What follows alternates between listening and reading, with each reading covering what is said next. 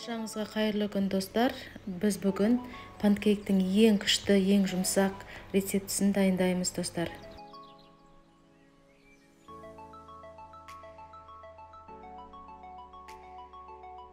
Ал енді бір дана жұмыртқамызды ыдысымызға жарып аламыз.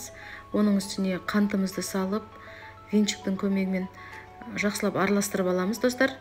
Және де бұл жерде қантымыз ергенше кішкене араластырып тұрасыздар.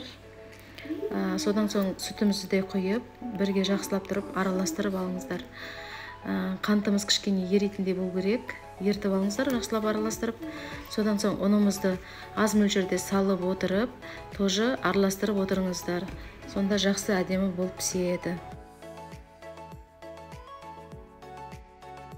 Ал енді соңында ерітілген сармайымызды да құйып, оны да венчиктің көмегімен жақсылап тұрып араластырып аламыз.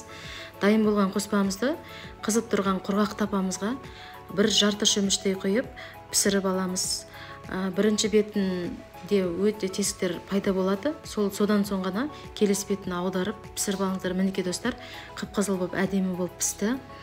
Дайын болған панкейктеріміз мінекей осындай болып шықты. Өте биіктеу. Осы рецепті алып жасап көріңіздер достар, өте дәмді, ауызда саса ери беретіндей прям күшті желінеді.